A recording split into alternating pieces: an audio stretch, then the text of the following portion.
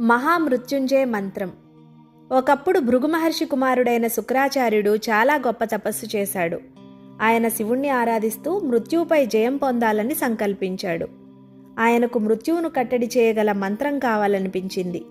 అది గమనించి మహర్షి భృగువు తన కుమారునికి మహాశక్తివంతమైన ఒక మంత్రాన్ని చెప్తాడు.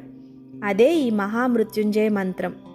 ఈ మంత్రం భృగువు బ్రహ్మదేవుని నుంచి పొందినట్లు శివమహాపురాణం చెబుతుంది.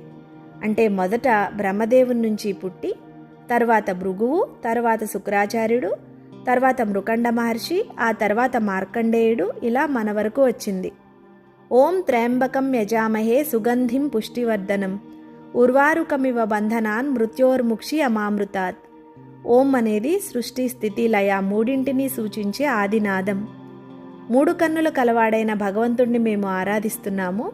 ఆయన సుగంధంలా తన దైవశక్తిని, శాంతిని, ప్రేమను ప్రసరిస్తూ మా హృదయాన్ని పరిమళం చేస్తూ మా జీవశక్తిని, ఆరోగ్యాన్ని, ఆయుష్ని పెంచి దోసకాయ పండు తీగ నుంచి సహజంగా విడిపోయినట్లు సంసార బంధనాల నుంచి, మరణం నుంచి విముక్తి ప్రసాదించి మాకు అమృతత్వం అంటే శాశ్వత చైతన్యం ప్రసాదించుగాక అని అర్థం. మహామృత్యుంజయ మంత్ర శబ్ద తరంగాలు మన ప్రాణశక్తిని సమతుల్యంగా చేస్తాయి. అందుకే జపించే వారి ఆలోచన, శరీరం, మనస్సు అంతా స్థిరంగా అవుతాయి.